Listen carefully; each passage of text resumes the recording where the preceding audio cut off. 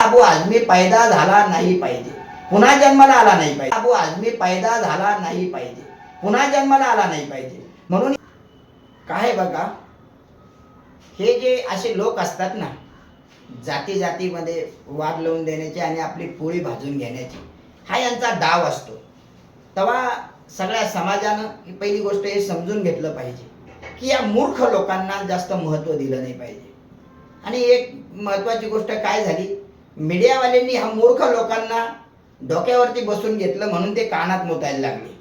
आता यांना डोक्यावरून कसं उतरवलं पाहिजे, यांना डोक्यावरून खाली घेतलं पाहिजे आणि पायाखाली दाबलं पाहिजे. याच्या पुढे तरी या समाजामध्ये शांतता प्राप्त होईल.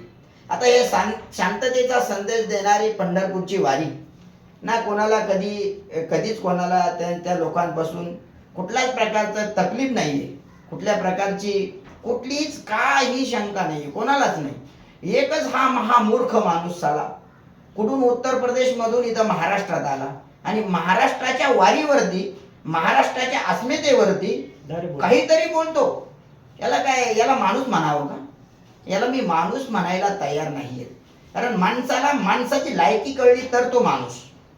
याला कुठल्याच प्रकारची याची लायकी नाहीये.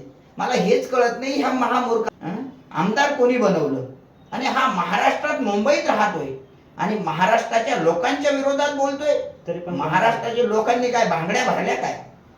त्या दिवशी तो वाचला, तो जर माझ्या कचाट्यात जर सापडला असता ना, तर त्याला मी नीट जाऊ दिलं नसतं. कारण मी टाळ वाजवणार आहे असं नाहीये.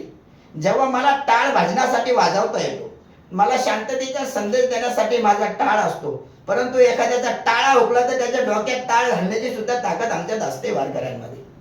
वारकरी शंड नाहीये, वारकरी खऱ्या अर्थानं पराक्रमी आहेत, वारकरी पुरुषार्थवान आहेत. मी महाराष्ट्र शासनाला आता मी या ठिकाणी सांगतो, इथून सांगतो, तुमच्या माध्यमातून सांगतो, देवेंद्रजी, आपण हिंदुत्वाचं सरकार म्हणता, वारकऱ्यांचं सरकार म्हणता, धारकऱ्यांचं सरकार म्हणता, भाविकांचं सरकार म्हणता, साधू संतांचं सरकार म्हणता, तर मग याच्यावरती तुम्ही आळा घाला. क्योंकि पुढच्या वर्षी पुन्हा दुसऱ्या वेळेला असा दुसरा अबू आझमी पैदा झाला नाही पाहिजे. याची नांगी आत्ताच दाबा. जर तुमच्याकडून दाबल्या जात नसेल तर आम्हाला सांगा, आम्ही वारकरी भक्कम आहोत.